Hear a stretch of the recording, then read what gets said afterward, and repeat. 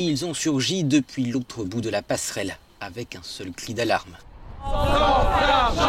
L'épidémie reprend. En ce premier jour du Fonds mondial contre le sida, la tuberculose et le paludisme à Lyon s'est muni d'un ballon gonflable à la forme de pilules de médicaments que cette organisation de lutte contre le sida a voulu interpeller le président Emmanuel Macron. Et c'est en faisant les morts qu'ils ont souhaité rappeler que des millions de vies dépendent des contributions financières des États à ce fonds. Mais la rencontre avec le chef de l'État hier a échaudé quelque peu ces organisations.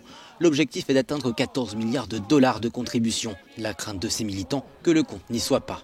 Il nous manquerait à peu près 500 millions de dollars pour les 3 années à venir pour mettre fin aux épidémies.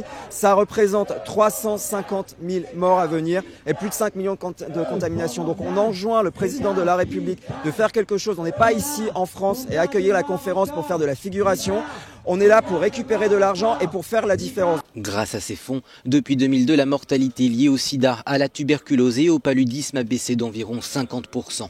Alors l'objectif des 14 milliards est-il encore à porter?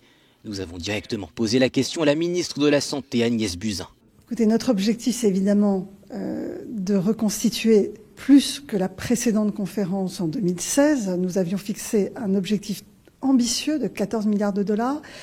C'est un défi car beaucoup de pays ne voient plus cette épidémie comme un danger majeur. La France est le deuxième pays contributeur depuis 2002 avec 4,6 milliards de dollars. Donc la France sera au rendez-vous de cette 6e conférence de reconstitution. De leur côté, les associations et patients attendent que la France montre l'exemple, alors qu'aux Nations Unies, Emmanuel Macron déclarait que les raisons financières ne pouvaient plus expliquer le manque d'accès au traitement.